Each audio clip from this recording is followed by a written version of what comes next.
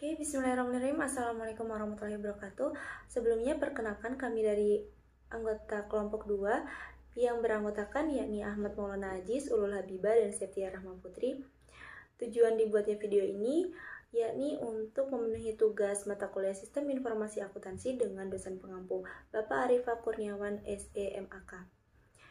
Dengan tugas yakni mencari dan mengidentifikasi UMKM, dan UMKM yang kami ambil yakni UMKM Martabak Damang. Profil Martabak Damang.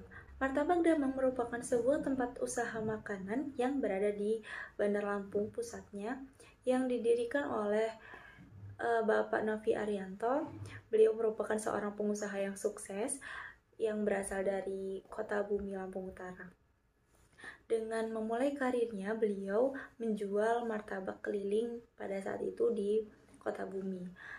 Dan beliau pun hijrah dengan tekad yang kuat dan keinginannya yang ingin sukses. Beliau hijrah ke Bandar Lampung pada tahun 2009 untuk mendirikan Martabak Damang ini.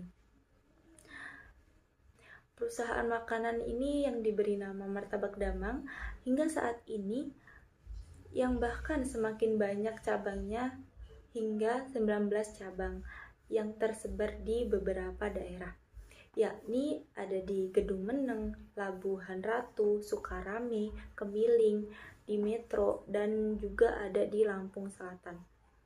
Oke, usaha makanan ini menyajikan beberapa macam produk martabak dan juga beberapa roti yang dibanderol dengan harga yang murah dan bersahabat katanya. Berbagai produk tersebut diantaranya martabak manis, martabak telur, roti bakar, roti kamir, dan juga kue bika. Baiklah, begitulah profil atau gambaran umum dari UMKM Martabak Damang ini. Lalu bagaimana sih siklus pendapatan dari UMKM Martabak Damang?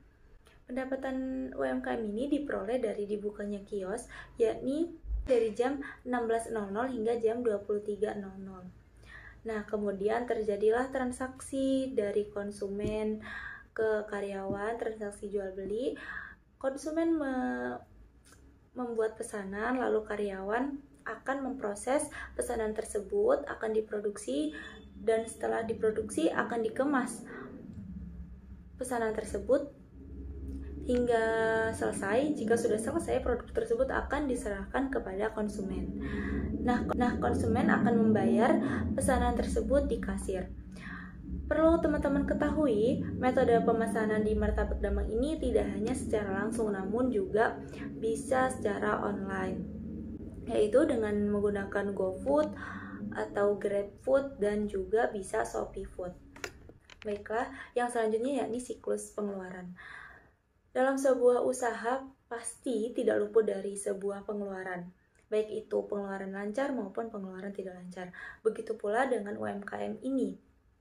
UMKM Martabak Damang ini terdapat beberapa pengeluaran, diantaranya pengeluaran beban listrik, beban sewa, kemudian belanja harian atau belanja bulanan, kemudian beban gaji, beban bensin karyawan, dan juga beban kuota tentunya.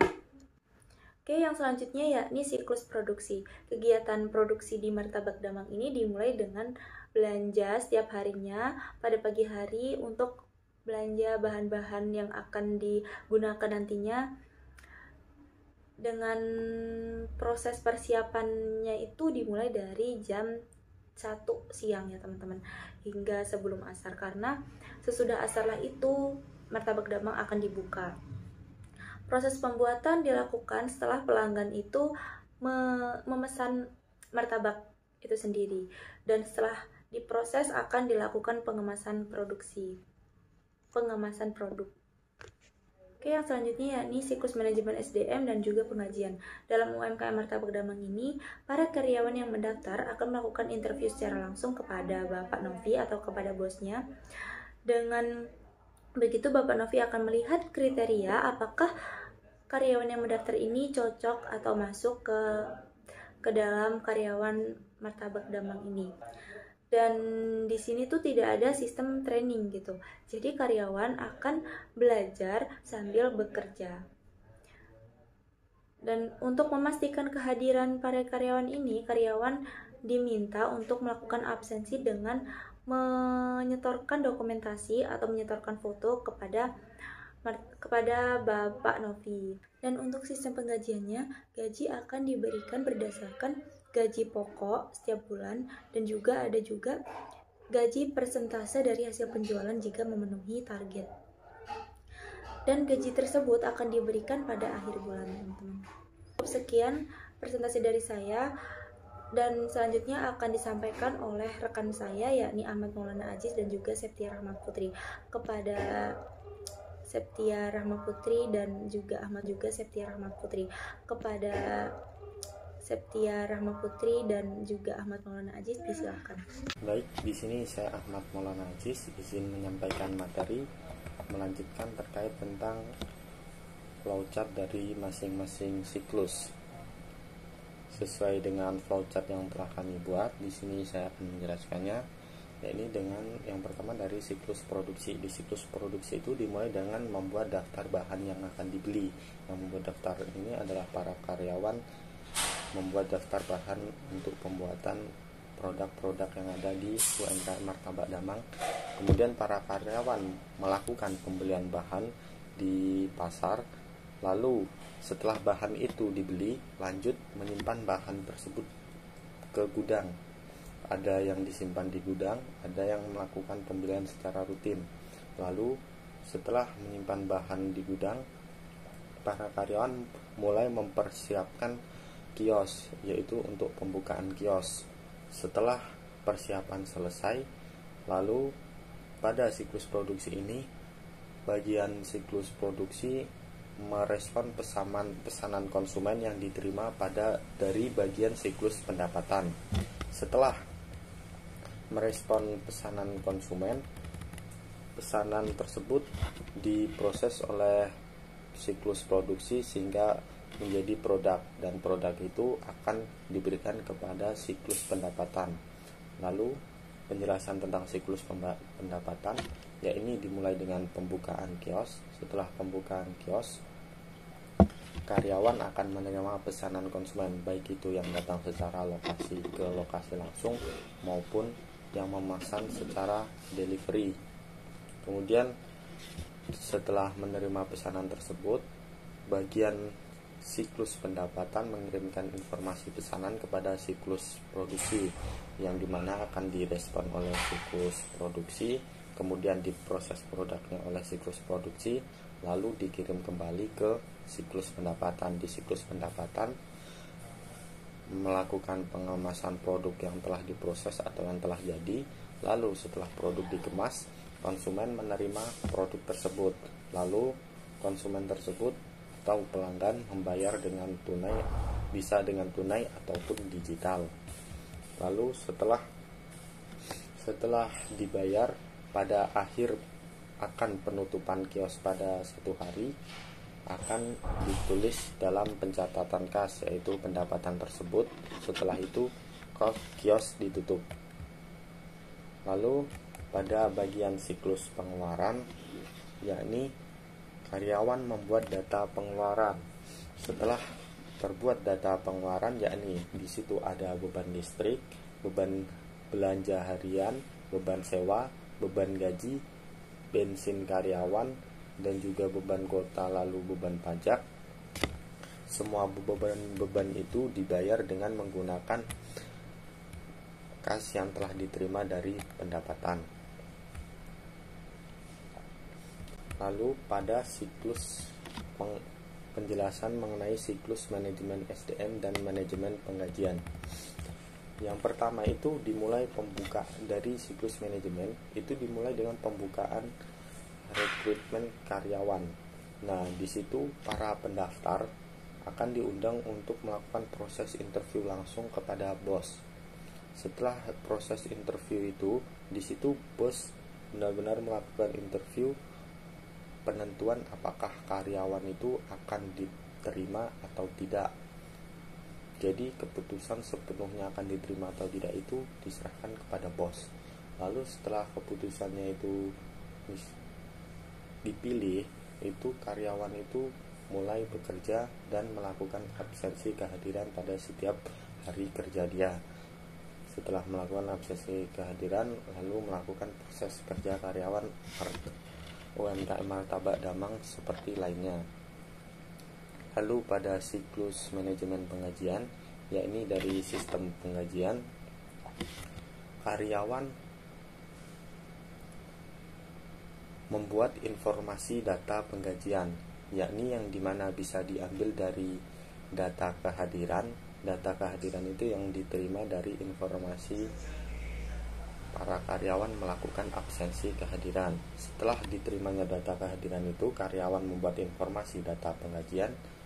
Nah, jikalau karyawan itu merasa sudah cukup dengan informasi data penggajian itu diserahkan kepada bos. Lalu bos itu memeriksa informasi data penggajian tersebut. Jika dirasa sudah cukup, maka bos akan memberikan gaji tersebut sekaligus bonus persentase penjualan kepada para karyawan. Terima kasih, dan saya akan melanjutkan permateri,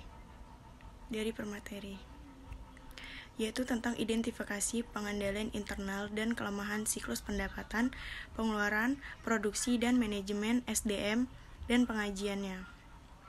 Yaitu yang pertama, pengendalian internal. Pada UMKM Martabak Damang ini tidak ada pengendalian internal secara khusus, baik yang tertulis maupun tuntunan dari bos. Akan tetapi, para karyawan diharuskan untuk dapat mengerjakan semua tugas. Dengan para karyawan yang dapat melaksanakan semua tugas, diharapkan para karyawan dapat saling membackup tugas jika terjadi hal-hal yang tak terduga. Dengan pengendalian internal seperti itu, dirasa sudah cukup untuk menangani masalah-masalah yang terjadi dalam UMKM Martabak Damang ini. Yang kedua, kelemahan pendapatan. Setelah kami memahami informasi pendapatan UMKM Martabak Damang tersebut, terdapat berbagai kelemahan, diantaranya 1. Kurangnya promosi melalui media sosial. Di zaman sekarang ini akan lebih efektif jika kita memanfaatkan teknologi yang berkembang pesat. Yang kedua, persaingan yang ketat, menjadikan daya saing semakin tinggi. Yang ketiga, tidak memiliki laporan keuangan yang akurat, yang mana pencatatan hanya dilakukan di buku yang seadanya saja. Yang ketiga, kelemahan pengeluaran. Setelah kami memahami informasi pengeluaran UMKM Martabak Damang tersebut, terdapat berbagai kelemahan, di antaranya yaitu 1. Pencatatan secara manual bisa menyebabkan kesalahan atau kekeliruan dalam mencatatnya. Yang kedua, tidak adanya pengendalian pengeluaran tidak terduga, sehingga menyebabkan pengeluaran banyak. Yang ketiga, dokumen laporan keuangan masih minim. Yang keempat, yaitu kelemahan produksi. Setelah kami memahami informasi produksi UMKM ini, terdapat berbagai kelemahan, diantaranya yaitu 1. Produk lebih mahal dibandingkan dengan martabak pinggir jalan lainnya. Yang kedua, dengan banyaknya cabang menjadi salah satu faktor kelemahan karena kurangnya pengawasan di setiap cabangnya. Yang ketiga, tidak adanya masa training bisa menyebabkan gagal dalam pembuatan produk. Yang keempat, bagian produksi dan bagian gudang dilakukan oleh orang yang sama. Yang kelima, kelemahan manajemen SDM. Setelah kami memahami informasi pendapatan UMKM Martabak Damang ini, terdapat berbagai kelemahan, diantaranya yaitu tidak ada struktur UMKM sehingga kurang tertata dalam struktur usaha ini. Yang kedua, tidak ada kriteria khusus pemilihan karyawan sehingga rawan salah di mananya saat memilih SDM yang berkualitas. Yang ketiga, tidak ada masa training yang tentu menyulitkan para karyawan baru dalam mengimbangi pekerjaan para seniornya. Yang keempat, tidak ada pengawasan yang ketat terhadap karyawan sehingga terdapat celah besar bagi karyawan ingin melakukan kecurangan. Izin melanjutkan materi terkait flowchart saran. Nah, dalam saran ini kami memiliki 4 saran utama, yakni yang pertama membuat struktur UMKM, yang kedua menetapkan peraturan khusus, yang ketiga melakukan promosi di media sosial, dan yang keempat membuat laporan keuangan yang terstruktur. Nah, dalam membentuk struktur UMKM itu agar lebih tertata dalam melaksanakan tanggung jawab masing-masing karyawan di bidangnya. Lalu dalam menetapkan peraturan khusus. Itu untuk mengendalikan keadaan agar lebih efisien, misalnya dengan memberikan training pada karyawan baru, memasang CCTV pada kios agar mengurangi niat tindakan perbuatan jahat, dan memberikan pemisahan tugas kepada para karyawan agar lebih efisien. Lalu pada bagian melakukan promosi di sosial, nah dengan di era sekarang ini promosi di media sosial itu sangatlah berpengaruh ya, karena dunia maya itu jangkauannya sangatlah luas, sehingga bisa memberikan informasi kepada para orang atau konsumen yang belum mengetahui tentang keberadaan martabak damang ini menjadi mengetahui tentang keberadaannya. Lalu saran yang terakhir tentang membuat laporan keuangan yang lebih terstruktur, ini supaya atau sehingga bisa lebih tertata terkait informasi kas, pendapatan, dan pengeluaran, sehingga memperkecil terjadinya kesalahan baik dalam pencatatan maupun perhitungan kas.